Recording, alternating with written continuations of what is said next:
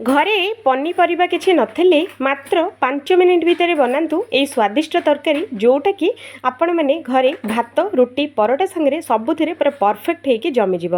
तो वीडियो देखिले पूर्व ही वीडियो को लाइक करने सांगे चैनल टी को निहाती सब्सक्राइब कर दिंतु। तो चलतु रेसिपी स्टार्ट करवा। मुझे नहीं गोटे कप बेसन, आधा कप चाउल चूना, स्वाद अनुसार लुण, हाफ टी स्पून अजवाइन, हाफ टी स्पून हलदी गुंड देकी एटा को बढ़िया से आम गोले नवा। तो ये अल्प अल्प पानी देकी ए बैटरटा को आम बढ़िया से पकुड़ी बैटर जमीती सेमिति या टिके नाकू गाढ़ा बैटरटा या बनइबा।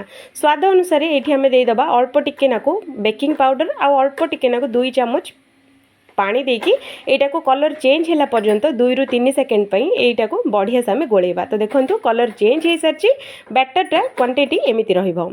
आ गोटे बाउल नै जिबा ता धीरे दबा गोटे कप दही आ गोटे चामच ये बेसन देदेबा। ये आम ढेर सारा पानी देदेबा 2 ରୁ 3 कप। ये पानीटा को भी बढ़िया से आम गोले नवा। तो देखंतु एमिति करके आको गोले नेबे। तो यीटा को रखिबा साइड रे तेल कड़ई बसई नवा। तेल कड़ई रे आम कौन करबा हाथ रे छोटिया छोटिया गोटे साइज रो पकुड़ी एठी आम छाणी दबा। कढ़ी रे जेतिकी आसीबो सेतिकी ही बनइबा, अधिक टोटाल बनइबानी नहले सबु गोटे रे गोटे लागि जिवो। तो सेति पई कढ़ी कि पैन बसौचंती जेतिकी आसीबो सेतिकी आम एठी बनइबा। एपट सेपट को बढ़िया से फ्राए करबा 5 मिनिट। तापरे एगुडा को सब जाक छाणी नबा।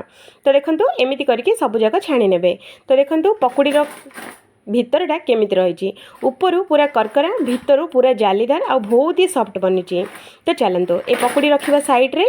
तापरे गोटे कढ़ी की डेक्ची बसैबा ता धीरे दबा गोटे चम्मच तेल, जीरा, सोरिष, चिली फ्लेक्स अल्प टिके नाकू, कंचा लंका आ ढेर सारा आमर पियाज किछि छेचा रसुण देकी एटा को बढ़िया से आम फ्राए कर नबा। एथिरे देदेबा किछि भृसुंगा पत्र देकी आउ थरे टिके नाकू गोल्डन कलर होला पर्यंत एगुडा को फ्राए कर नबा। तो देखंतु एमिति करके फ्राए कर नेबे। तो एठी आमे देदेबा किछि कटा हेतबा टमाटो आउ थरे को बढ़िया से फ्राए होबा पई देबा 2 ରୁ 3 सेकंड पर्यंत। तो एगुडा को फ्राए हो सारा पर हाफ टी स्पून धनिया गुंड, हाफ टी स्पून लंका गुंड, हाफ टी स्पून हलदी गुंड देकी ए मसलाटा को आउ थरे किछि सेकंड पे ए मसलाटा को भाजी नबा। आगुरु गोळाई कि रखा हिथबा हमर जो दही आ बेसन पानीटा एठी आमे दे देबा। स्वाद अनुसार लुण दे देबा। एटा को बढ़िया से गोळेई नबा आ आको फुटिया पई छाडी देबा। तो देखंतु एमिति करके जेतेबेले फुटी आसीबो 5 मिनिट ए पानीटा को निहाती फुटेबा। तो एटा पानीटा हमर ग्रेवीटा बहुत ही मोटा हबो।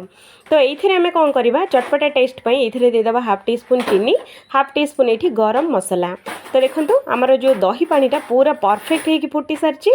तो ये देदेबा किसी कटा होता धनिया पत्र देकी आउ थे को बढ़िया से आम गोले नवा। तापर ये आम देदेबा छाणी रखा आगर पकुड़ी गुड़ा ये दे सारा आपको गैस रे 5 मिनिट गंडे स्लो मीडियम रे फुटेबा। हाई फ्लेम रे टोटाल फुटेबेनी नहले पकुड़ी गुड़ाक सब छाड़ी। तो फुटे सारा ठंडा कर नवा। तो देखो प्लेट को सर्व कर नवा। वीडियो आपण मानकु केमिति लागिला कोन कमेंट करबा निहाती भूलिबेनी, निहाती कमेंट करिवे।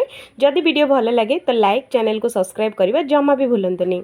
जेतेबेले परिबा पत्र किछि न थाए तो एमिति थरे बनांतु समस्तक मन किनि नै जिवो।